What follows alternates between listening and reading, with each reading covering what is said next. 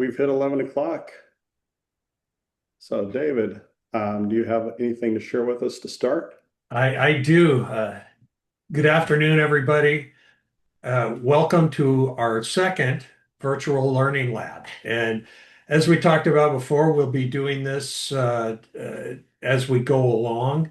Um, Today's topic is especially important as our industry continues to navigate the changes in buyer representation. More than ever, you as brokers need to be able to confidently communicate your value, be able to set expectations, and demonstrate why buyers should work with you.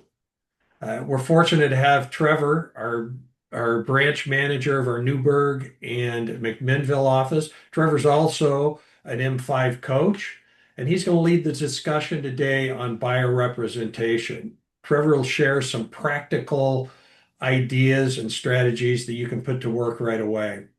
Uh, please feel free to ask questions. Um, if you have a question, either put it in the chat or use the hand raise feature that's in there, and we'll make sure we get to you. Other than that, please keep your mute on. And I've got a story about the hand raise uh, thing. So I taught pre-license for years, and we started doing it online. And there was one day that we took, it was all taking tests. And what we'd do is when everybody was done, they'd raise their hand so we didn't have to take the entire time. And there was one person I knew, she really knew the material and she was very quickly done on everything else. But I didn't notice that she had her camera off, but she was raising her hand like this when she was done. So make sure you use the electronic version of your hand, and not actually raise it up if you have questions. But Trevor, thanks for being with us, and I will turn everything over to you. All right, I am going to share my screen here, and a couple promises I'm going to make to you today is you are going to find value in one or two things that should be your takeaways. So I want you, if you're able to, I want you to turn on your camera and be ready to take some notes, be ready to get some energy. I know I find that in life, whether I'm sitting down with an agent to coach them or whether I'm teaching a class, we are all going through something, right? Sometimes we are having the best day of our week, or sometimes we're having the worst day of our month. And whether you are going through a great thing right now, or if you're in a position where you're just not having the best week, I want to give you permission to set those things aside. Set those things aside and just take some time to focus on you, your business, and where you are with buyer representation. And I'm going to bring a lot of energy. So if there's nothing else that you get out of today, is I hope you get some energy out of engaging and interacting with what we have today. So this is not about paperwork. It's not about any of the agreements or the documents that we're going to be talking about. Today is about leading the buyer consultation and the value, the expectations that we should have for one another, and the compensation, talking about that, the commitment, and the fit. Are we a good fit for each other when we sit down? I like to spend anywhere between 90 to a couple hours with my clients. Usually we're breaking bread, right? We're sitting down for coffee, we're sitting down for a dinner or something like that. I am investing in them to determine after this 90 minutes or a couple hours that we spend together, are we a right fit? And why do I do that is because I have found over my 23-year career that if I'll spend the time up front having these conversations, the expectations and the experience that we get to go through together, whether that be for a month or 90 days, or even sometimes in some cases, all of you know that we've worked with buyers sometimes for years, right? We can't find them the right property, or maybe they're just not as motivated as they need to be. But if you have clear expectations from the start, you know what to expect, they know what to expect from you, and the communication is so much better. So I'm going to start by asking you a question, and I want you to get into the chat right now, and you're going to put a number, either two for 2 years or less that you've been in the business, You're going to be 3 years or more, 5 for 5 years or more, 10 for 10 years or more, or maybe we have a few 20 years or more in the business. So get in the chat and tell me how many years you have been in the business. I need to open my chat so that I can see these comments as we're going. Oh, they're jumping in there. Nice. I love it. Okay, we got a lot of people responding. 20s, 25 plus, 35 years with Linda. Thank you. What we need to do right now, beyond actually jumping into the chat, is we need to sign in. What I found out, I'm so glad one of our Washington leaders reached out to me. We do have CE credit for those of you in Oregon today. So if you will sign in, we can give you CE credit, but we want everybody to sign in. So grab your phone, pick up your phone, and click on that code so that you can fill this out. And what we need from you really quickly is we need your first name, your last name, your email address, and regardless of whether you're going to get CE credit from this or not, we want to have you sign in so that we can know that you were here. The title of the workshop, you're going to go down that list and you're going to find Buyer Consultation Workshop. And then at the very bottom, make sure you hit submit, or otherwise it's not actually been registered. So take a couple minutes. I'm going to leave that there just for a second. And everybody sign in. All right, today's agenda for today for buyer representation is we're really, again, going through a roadmap for the next 45 minutes. And I want to reinforce this is not a line-by-line paperwork thing.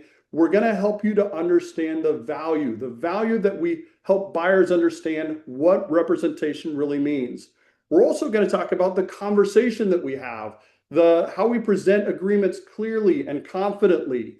We're also going to talk about compensation. Of course, people are going to want to know how we're compensated. And we're going to use questions, great questions. And I've got a ton of questions. In fact, I even have something that I will literally share with you if you email me today, and I will send that off to you. We're going to use questions that connect your fee to your value. And then lastly, our agenda is to overcome objections. Sometimes buyers aren't quite ready. Maybe they don't want to pay your fee. So how do we handle those without hesitation and without getting defensive? What I'd like you to do right now, again, get into the chat, and I want you to put in one of those three things, either value, conversation, compensation, or objection. What are the things that create the most discomfort for you? Is it value, conversation, compensation, or handling those objections? Jump in the chat and put one of those four things in. I'm going to look there and see what you're adding to the chat.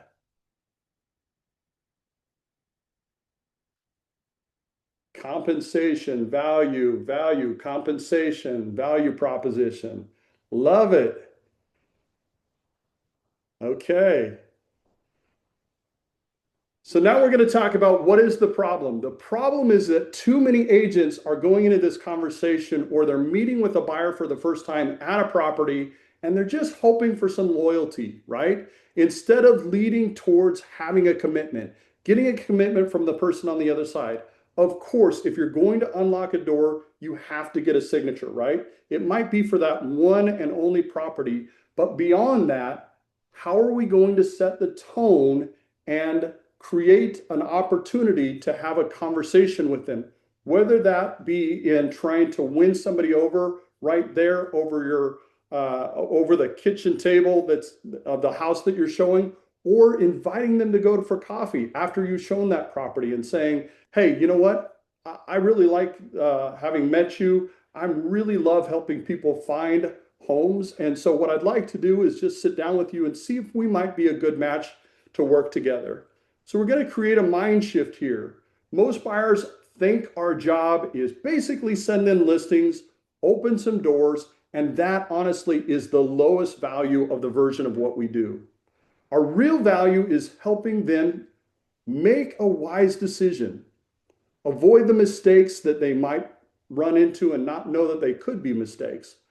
We're obviously great negotiators. I love saying in my buyer presentation, you know what? One of the things I think you're probably hoping that I do well for you is negotiate. That's my favorite part of this job. I get to go toe to toe with other agents that maybe have more experience with than I do or less experience than I do. And I know the right questions to ask those other agents. That's the value I bring. It's not just opening doors and making sure that you see the right properties. So to negotiate well and also to get us all the way from contract to closing, there's so many things that we do and the buyers aren't aware of this. And so we have to, through our conversation, through our questions, help them to understand that buyer representation includes their loyalty, confidentiality, diligence, disclosure, value guidance, negotiations, financing support, right? We got to help them find great financing. And then the transaction and follow-up. I'm going to share with you on the screen something that I've created myself for my business, right? I'm going to kind of peel back how I work and operate. This might be something that you want to create for your business. You're the CEO of your own business, and this is something that outside of the company that I've created myself. Honestly, this was something I stole from somebody else. When I got in the business about my second year in the business, this was something that another broker shared with me. And it became something that I was like, this is easy to explain. This is something that I can slide in front of the client. I can flip it over so that they can see the words and I can look through them and say, oh, confidentiality. I'm going to be completely confidential with anything that you provide me. I'm going to exhibit loyalty to you. I'm not going to work in the seller's best interest. I'm going to work in your best interest. I'm going to be compliant to your instructions. If you tell me to hold back on saying something, or if you suggest that you want me to say something, I'm going to do that. I'm going to search for properties for you. I'm going to give you a full accounting of any money that you give me. I'm going to carry on due diligence, skill, and care in the performance of my duty. Full disclosure, anything I know about a property, you're going to know about that. I'm going to provide information on properties before they get in the market because I meet with other agents. I go on tour, and if I find out about something before it actually hits the market, do you want to know about that? Absolutely, they do. I'm going to provide you a comparative market analysis so that you know that as we make that offer, are we within market range? Are we offering a little higher than market range? Or are we offering a little bit lower because maybe it's been on the market for a long period of time? I'm going to provide follow-up reports. And this is really easy, guys. When we set up a tour, I'm not only sending them the properties that they want to see, but any of those that get on, those are my follow-up reports. I'm going to negotiate, and I always pause here. I always pause here with buyers, and I say, this is my favorite part of my job. I love to negotiate. And people want to know that you want to negotiate for them, right? Bring them value by sharing what you love about your job and share about maybe there are things that you don't love about your job. And so you have support of other people that maybe provide you guidance or activity behind the scenes. That's additional value that they're not even aware of unless you make them aware of it. And then, of course, advantageous financing. Even if you have a pre-approval, I might suggest that you get a pre-approval with this person as well, because I want to know that you are confident that you're getting the best deal you possibly could. And so, again, you're helping the buyers to have that mind shift and understand that they are the priority and they are um, uh, receiving value during this process. We're also going to start with better questions. There we go. Whoops. Better questions. Great questions create trust before you ask for the commitment. I actually take my buyers through, it's a pre-printed 8 pages of questions that I lead them through. Now, before I go into that meeting, I'm not just showing up with this 8-page questionnaire. I go through it ahead of time so that I'm sure that all of the questions are likely to apply to them or maybe not apply to them. The reason that I also, even to this day, 23 years in the business, do I show up with these questions is because I want to know that I know that I know that I have asked them all the questions that I need to know in order to help them make good decisions. And so I have a system about this.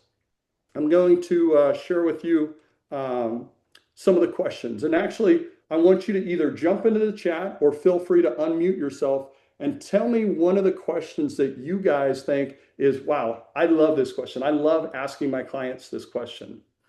Okay. One of the questions I usually start with are, why are you moving? Why are you moving? Tell me about your story. How did we get here today? Right. And then you just shut up and listen. Right. You're taking notes, you're writing things down and helping to understand what their motivation is. Right. Are they on a crunch time? Do they have to move by September? Are they moving to a particular area? Right. Who else is helping them in this buying process? Do you have all the decision makers in the room at the same time? So you're going to listen for motivation. You're going to listen for urgency, their readiness, their expectations, and maybe even some of the red flags.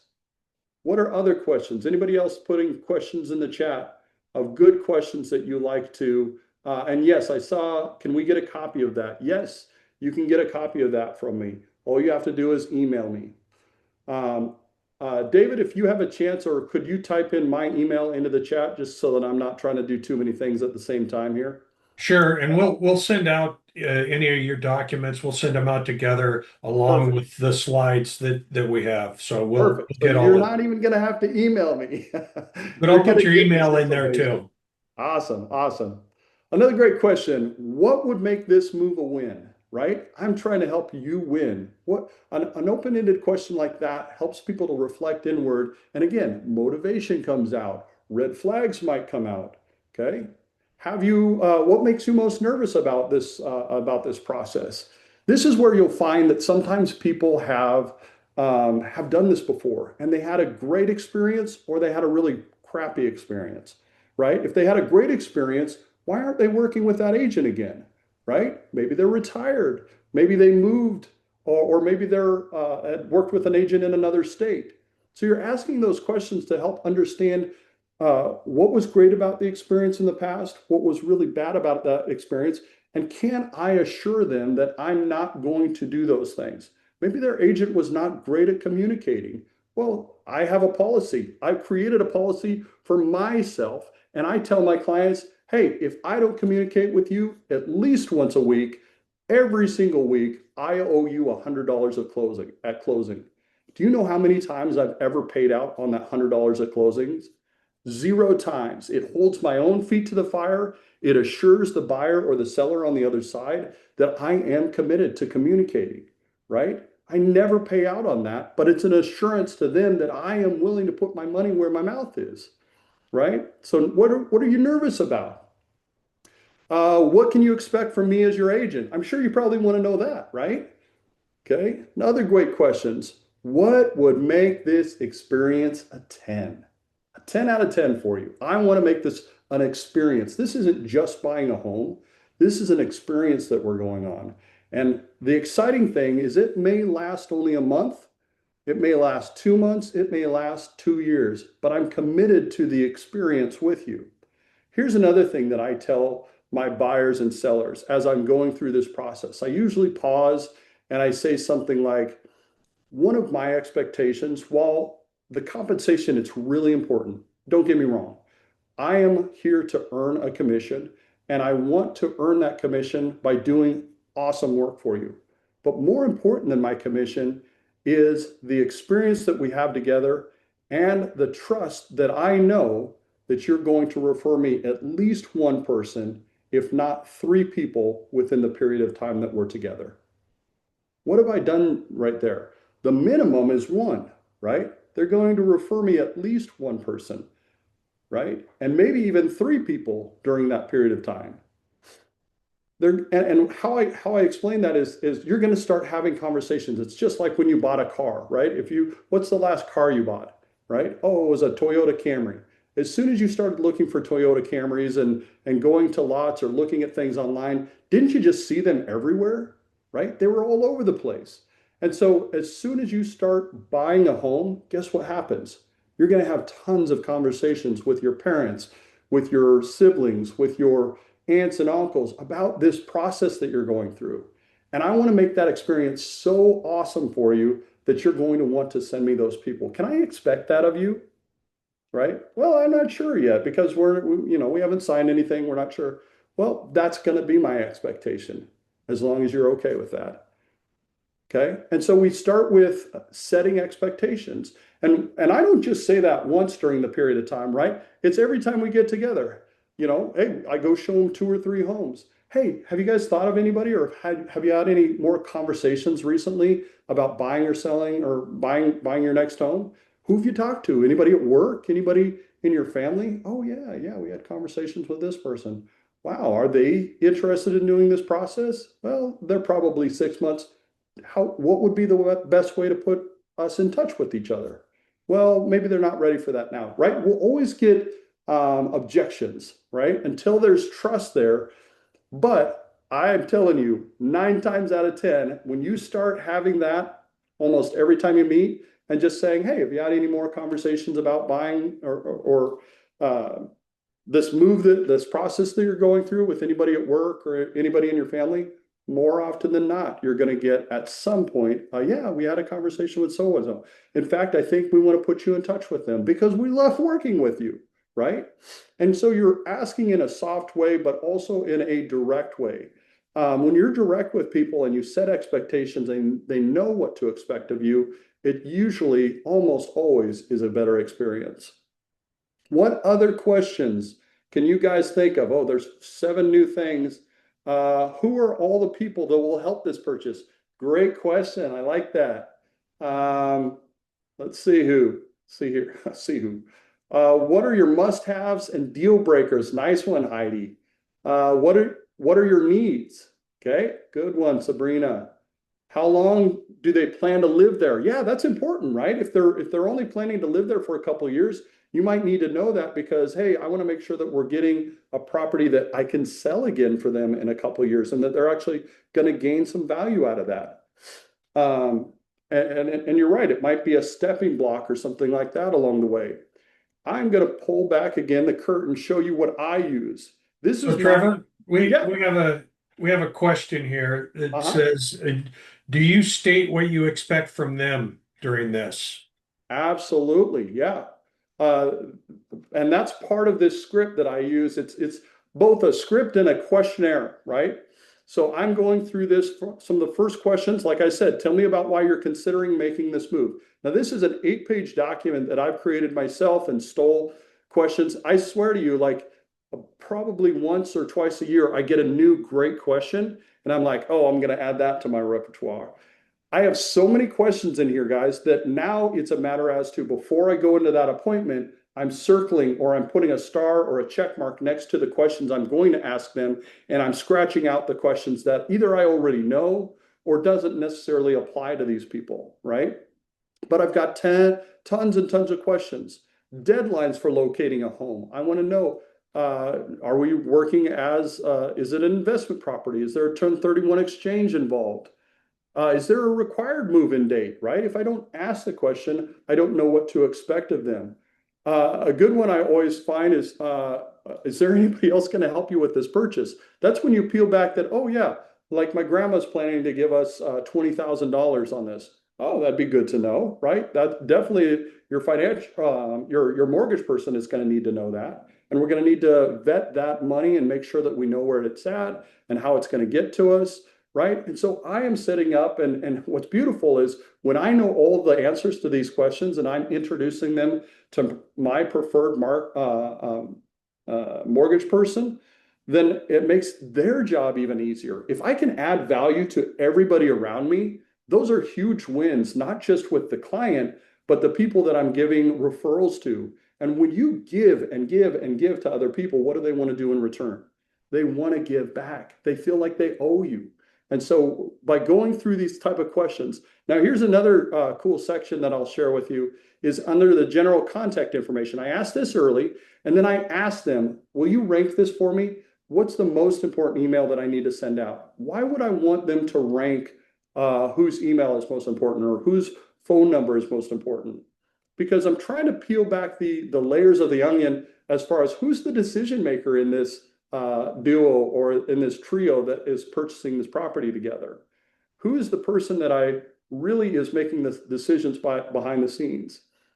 there's usually one person. And while every couple or every group of people that are buying a property together, they all have some say, they all have to have their signature on everything. There's usually one person that drives those decisions. So the sooner that you can find that out, and maybe even on the first day by asking this question, not always, and I'll tell you why, is because sometimes it's just plain availability. You're working with a doctor or a teacher or somebody that has a set schedule during the day. Yeah, I really want to be involved. And I always say, you know what, if I need a decision made and I need a decision made like within minutes, who would be the person that I would call?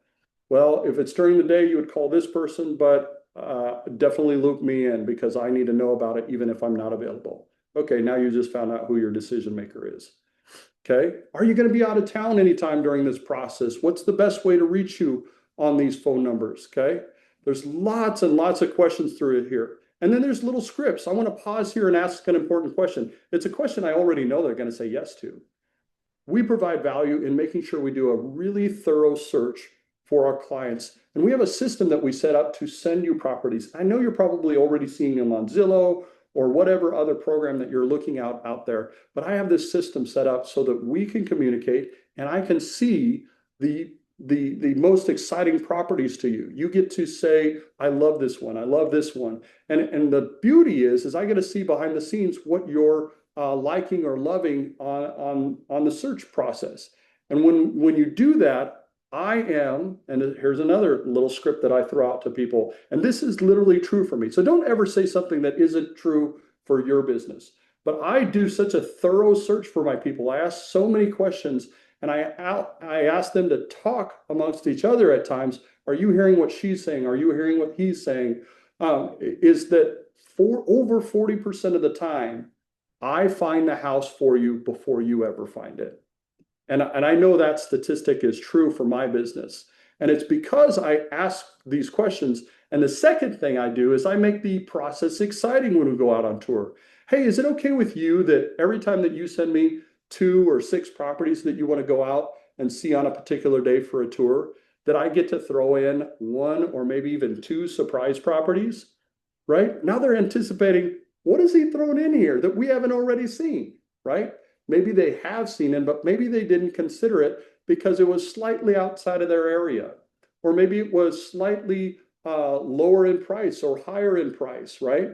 And it's not that I would pull somebody outside of what they can afford, but I want them to think outside of the box and I want them to trust me. Now, does every home that I show, are they super excited about? No, I've had them bomb, but it's kind of fun, right? They have a surprise and they know that I'm looking out for them, right? And so, and it's especially nice when I take them to a property. Hey, this one's not listed yet, but I found out through an agent in my office that she's probably going to have this listed within the next couple of weeks. And I just wanted to drive you by it to make sure that you kept it on your radar. Because if seems like it's in your right area, but it's not on the market right now. So do you want to go and potentially see this if we can get in the property, right? Other things that you would ask, hobbies, recreational activities, how do those affect the space in our home? If I need a place to put a canoe, or if I need a whole room to have somebody do sewing projects, right? We want to understand, what are you using your home for? Are schools important to them? Tons and tons of questions. I'm going to go further down. I ask them things like, what's important to you in life? Are there any local organizations or specific affiliation that's important to you?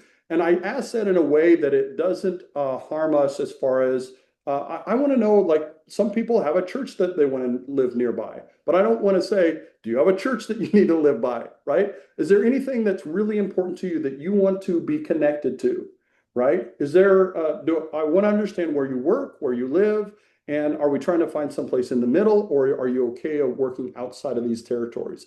Is there something else in your life that you go to regularly? Maybe it's a soccer field that the kids are highly involved in, and they need to be near that because they're going there so often. Wouldn't it be great to live within 5 minutes of that, right? And so we want to ask these deeper questions to get better understanding. The more I know, the better opportunity I have to find the property before you know about it.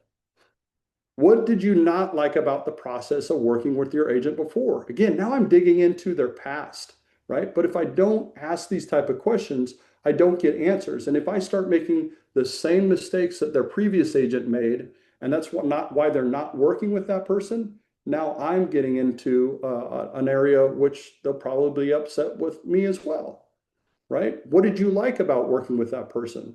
Another thing, and this is a huge one, guys, is I want to try my very best to understand your full expectations.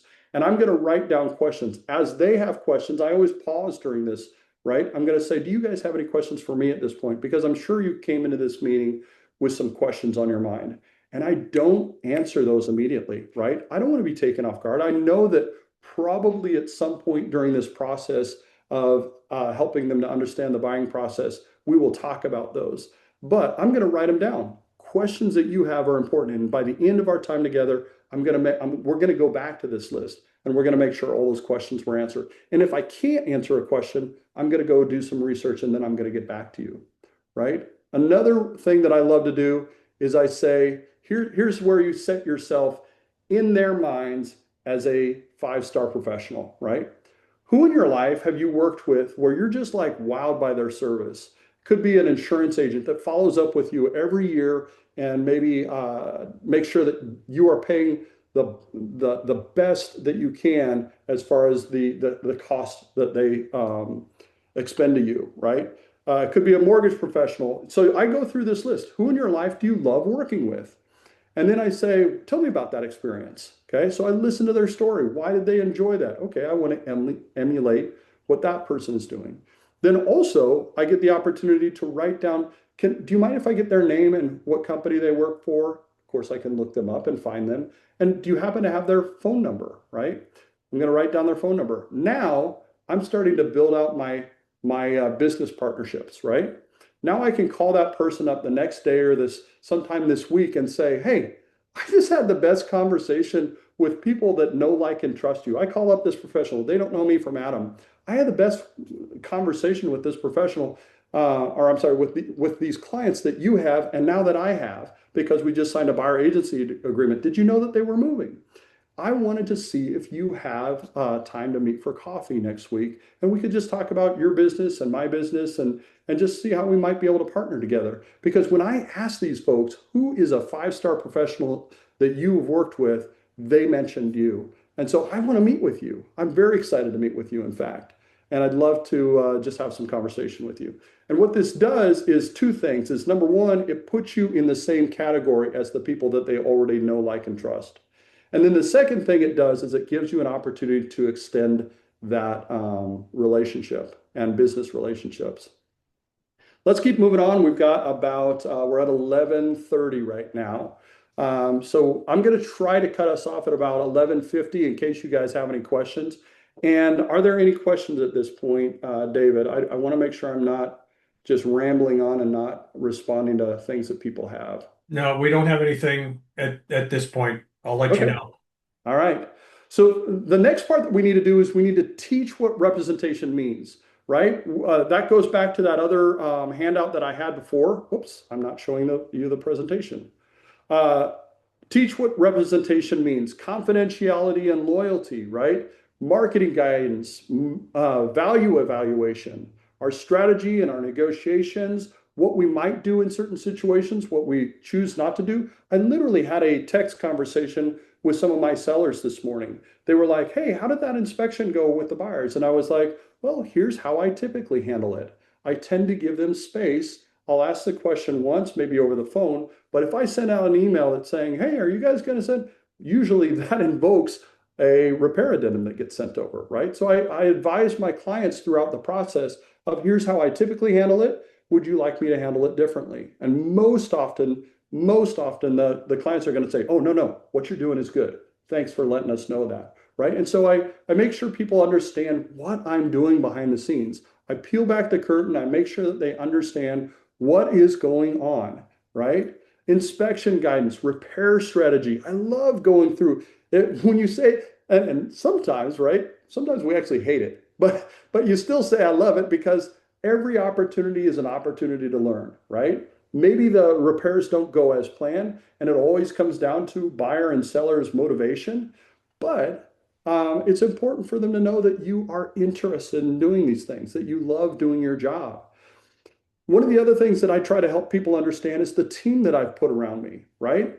Whether it be a listing and you've got partnership to work with, or you've got your office manager who does transaction management behind the scenes for you, make sure that they know that you have a team built around you. I have other agents. If I go on vacation, I have other agents that will be able to step in and take you out to see those properties if I happen to be sick or not available, right? I can't work 365 days a year, 24/7, right?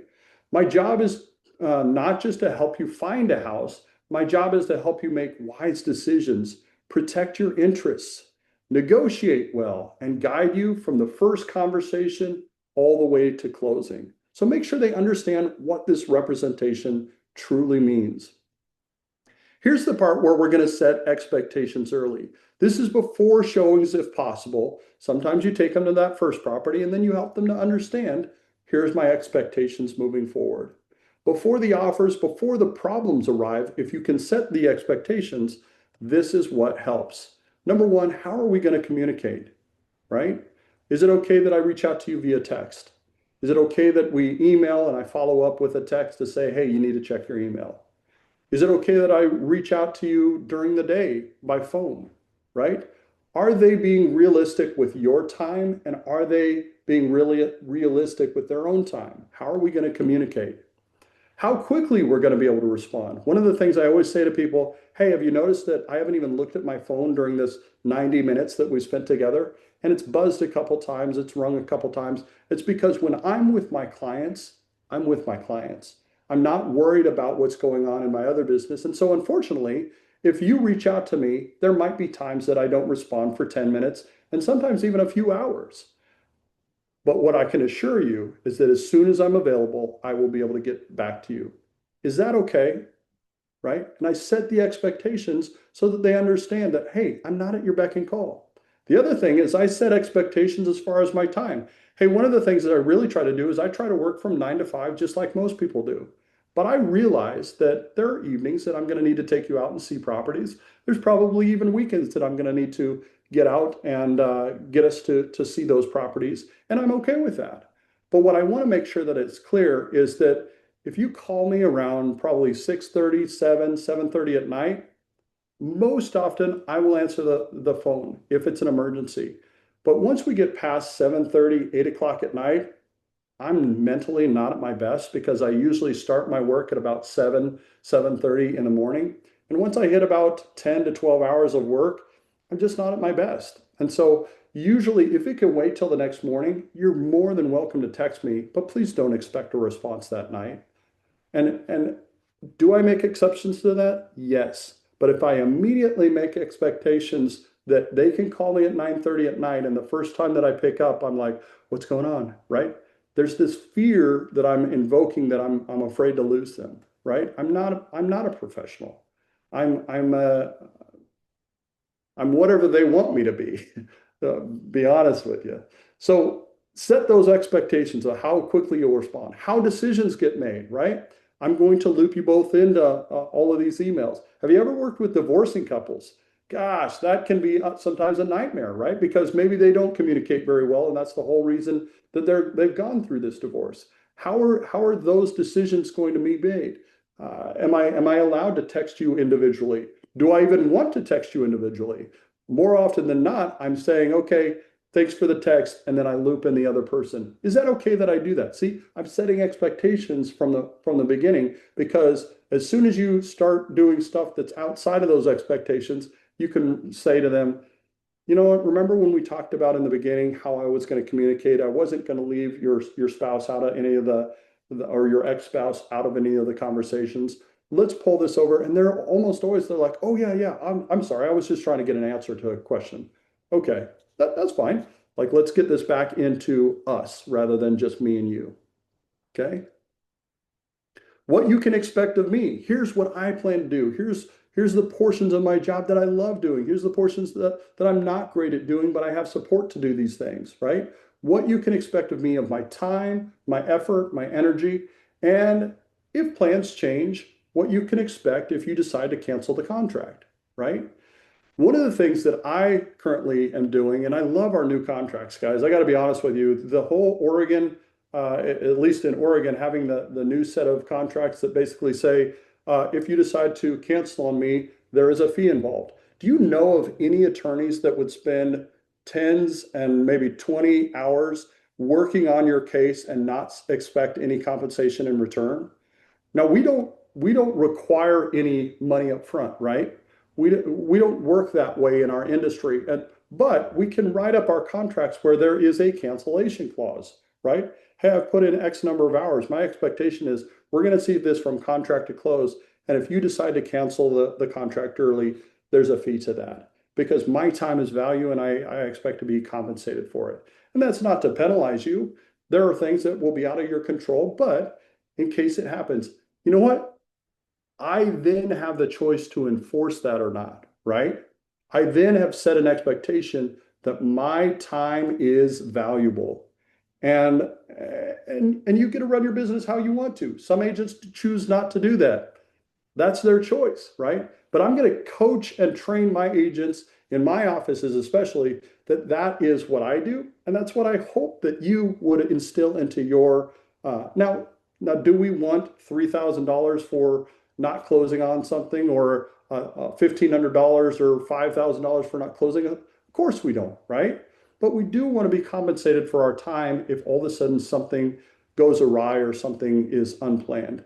And who knows? It could be that, like, we worked together for 2 weeks, and oh gosh, you're canceling the contract, and the expectation is that you're going to owe me $5,000. You know what? I've only put in a few, 20 hours of work, so let's make it $1,500, right? I get to then say I'm not going to fully enforce this contract, right? So that is about expectations and setting them early. I'm going to go back to that conversation that I have with clients always in the very beginning. One of my expectations is during this process, you're going to be having such a great time with me. You're going to be enjoying this so much, and you're going to be just thrilled by how I communicate and all these things that you're going to send me a referral, at least one person, if not two or three during the process of our time working together. That's how we want to work. And so every time that I meet with them, again, I'm following up with those, hey, have you talked to anybody lately? Has anybody come up that you think you could send my way? Sometimes it's a yes, and sometimes it's a no. But more often than not, I'm getting a lot of referral business by setting those expectations and what I need from you.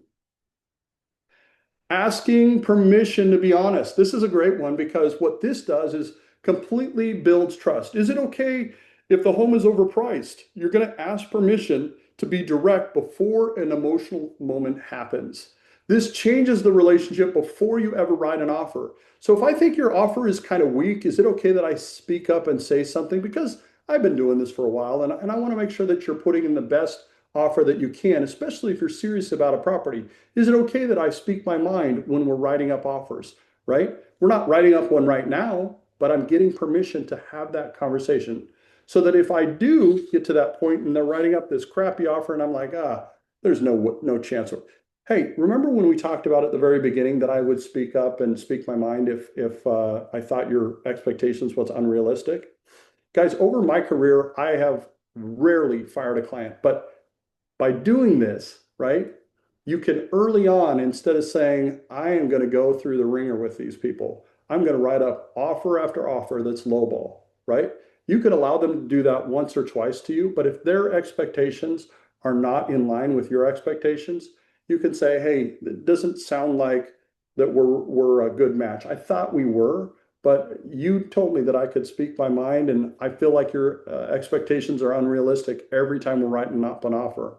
I've really only had to fire one client, and it was early on in my career when I had to write up probably 6 offers before I finally figured out like this is going nowhere.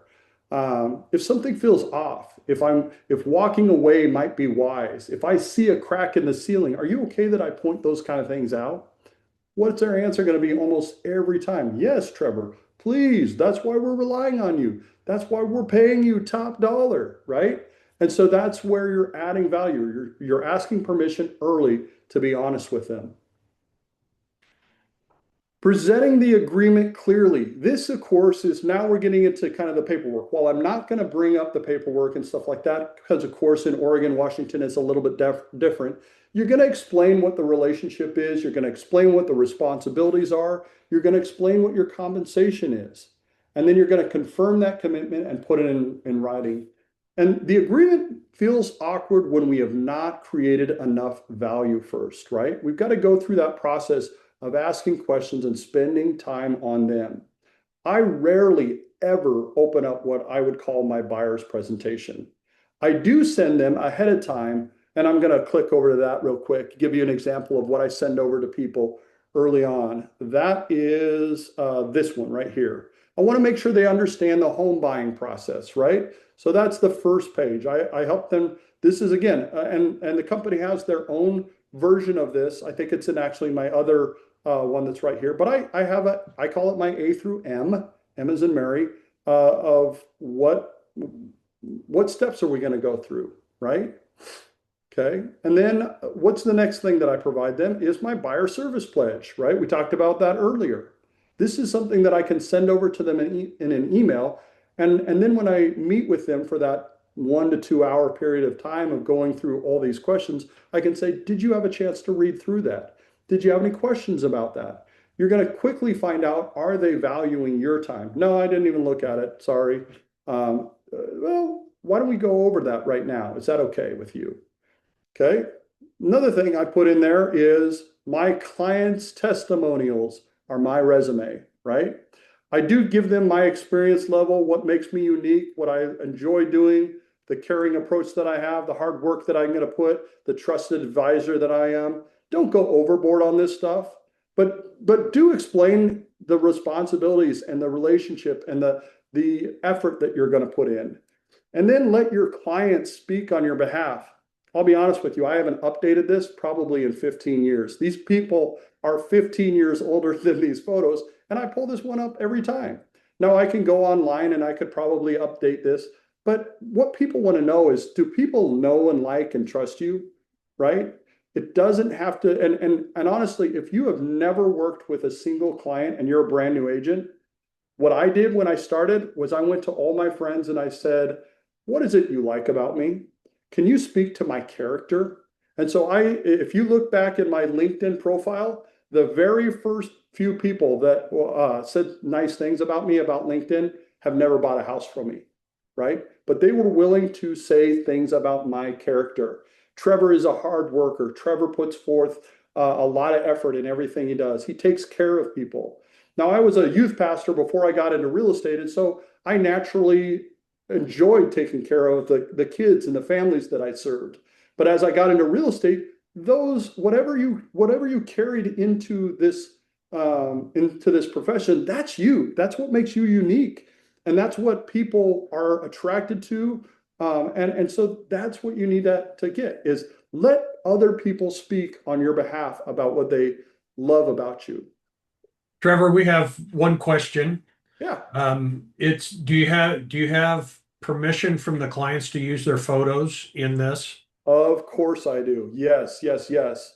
You want to make sure that you're getting permission from the people that you're putting out there. Most people, again, not everybody, some people might say no, but most people are honored. Like, you're going to put me in your presentation? That's awesome.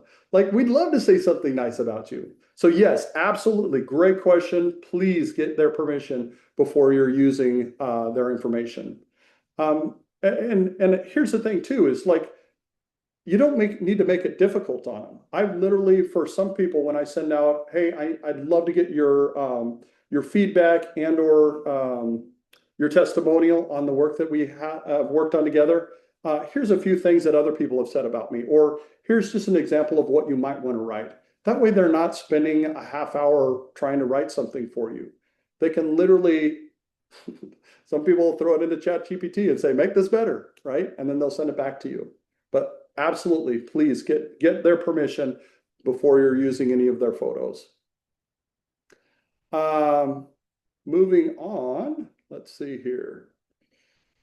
One of the other things I say, if we decide that we're a good fit, let's put the relationship in writing so that we are clear on what representation means, what the expectations are, and what my compensation is before we start ever touring homes. We've all been in those situations, if you've been doing this business long enough, that you meet a set of people that they are financially really needing every single dollar that's in their savings in order to put money down and be able to buy the home. They really can't afford to hire you. They can't pay 2.5%. And what I say in those situations is that, guys, and it ends up being a lot more work, right? I've got to know that ahead of time. Guys, my job is to get that compensation paid by the seller. Now, can I do that every time? Not every time, right? And what we get to determine is we're going to put our best foot forward. We're going to put the best offer we can forward. And we're also going to ask for that compensation from the seller. If they come back with anything different than that, then you're only going to have to make up a small percentage of that. If they come back and say you only have to pay 0.5 or 1% of the commission of the 3.5% that I'm asking you to sign today, is that okay? And they're like, well, you know what? Yeah, like if you're able to get the 2% or the 2.5% from the other party, we would love it if we only owe you that. We would be able to scrap up that money, right? Or maybe they say, no, we can't. So that at that point, I say, you know what? We'll cross that bridge when we come to it. If I feel like that I can give up some of my compensation, I might do that depending on the situation. But in order to hire me and being a top professional that I am, this is my compensation. Then you shut up and just say, is that okay? Right? Let them object or carry on the conversation as to, are you willing to lower that, right? And I'm gonna jump in here because this is Okay, really important to me. great. Most of the time that I see commissions that are reduced from the buyer's side is because the buyer's agent volunteers. And Ah, I like what Trevor said is you state it and then you just be quiet and outlast that uncomfortable silence. And that's negotiation there. So I yeah, love that's actually, perfect. and I've done this multiple times, guys, where I know what my compensation is. I write it into the offer. The other party says we're only going to pay a percentage of that, right? And I get to come back. I get to come back to my client and say, look what we just did. We got you the offer that you wanted. We got them to cover 2% of my commission, and all you have to cover is this small percent, right? Do you guys want to move forward or not move forward? Right? Well, then the conversation is, can we afford to? If they absolutely, is there anybody else that could, and so that's where, yeah, you shut up and just allow them to say yes to that because you brought them 90% across the bridge. All they need to do is clear that last 10% and pay a portion of your compensation. You are worth it. That's the thing I need to emphasize to every single one of you is you set your compensation and you're worth it, right? Why do you cut it last minute when you don't need to?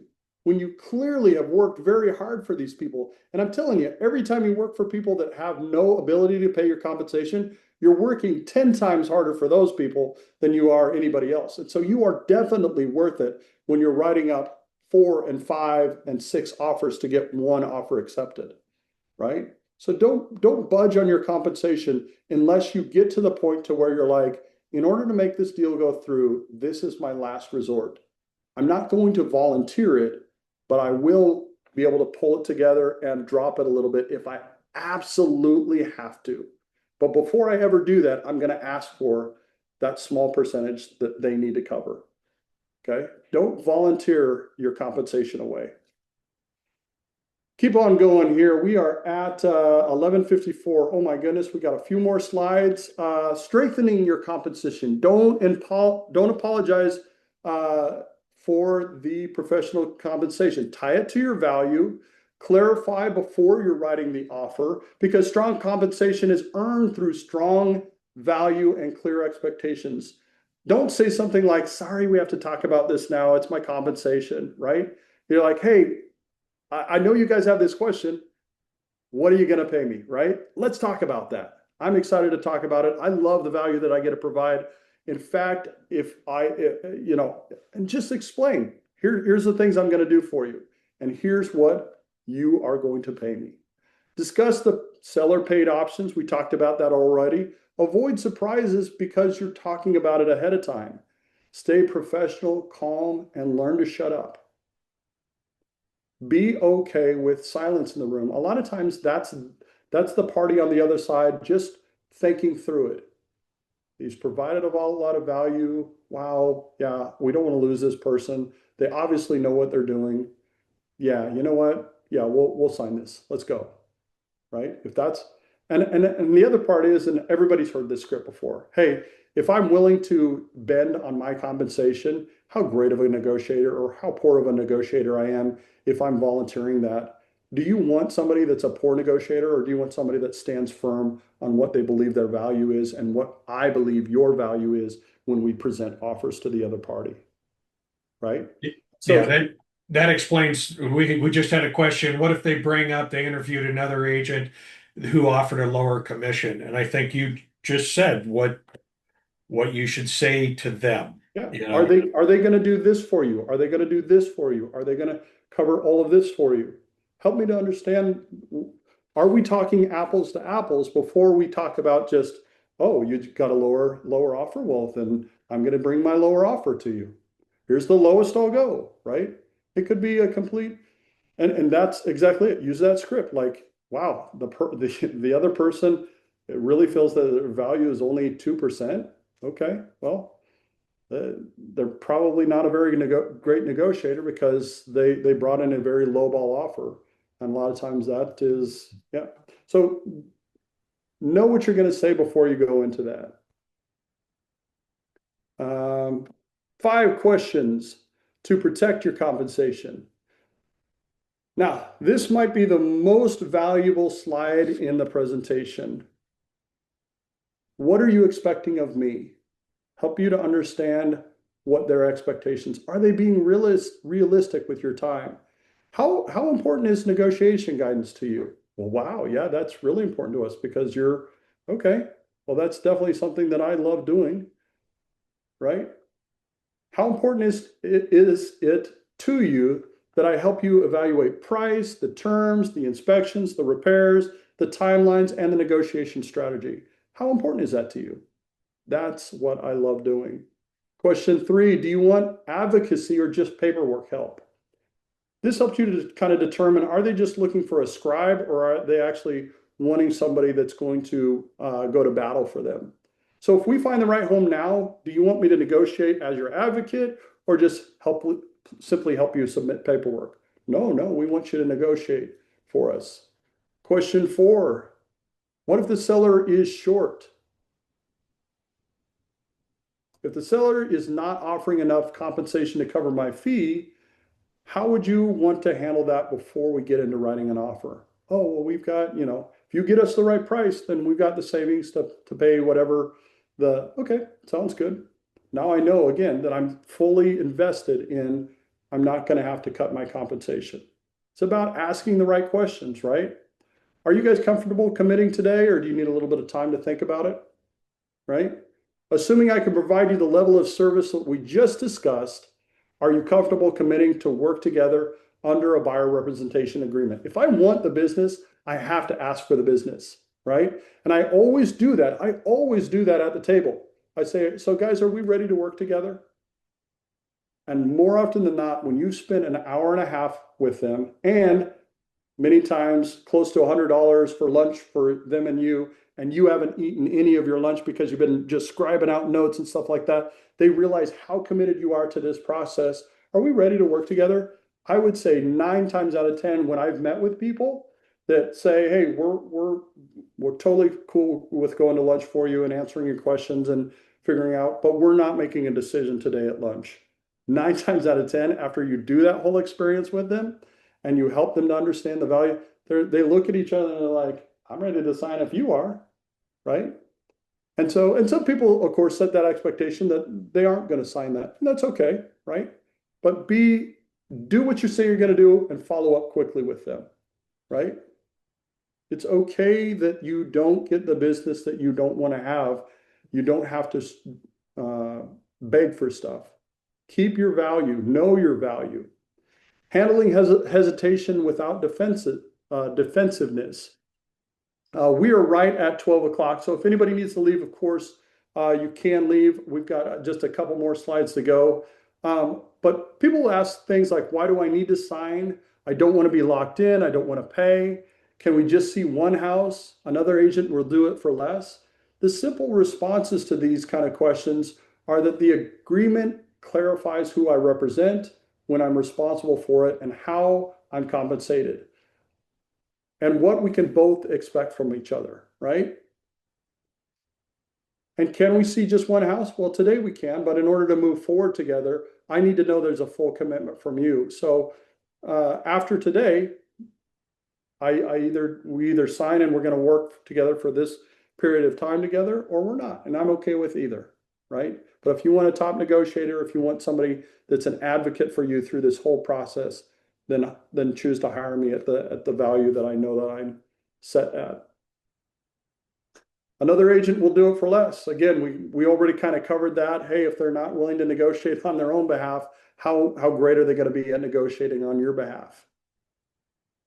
The buyer consultation framework is basically the structure of finding out their motivation, understanding their readiness, setting clear expectations, giving and sharing your value, making sure you're a mutual fit for each other, confirming what your compensation is, and then making that commitment by signing the paperwork. Make sure you lead with value, ask better questions, set expectations early, and stop apologizing for what is professional compensation. You have principal brokers around you. You have a team around you that wants to see you succeed. I know that this stuff works because this is how I run my own business. My average compensation on the buyer side is definitely above 2.5 and is usually closer to 3% on almost all my transactions. And it's because I'm not afraid to ask for it, and you should not be afraid to ask for it either. Any other questions before we go to, if you would, please do a course evaluation. Let's see. Unrep is for the listing agent, non-exclusive rep for 1 day. Clarify this. I'm not sure I'm understanding the question. Does somebody want to jump on and ask the question verbally?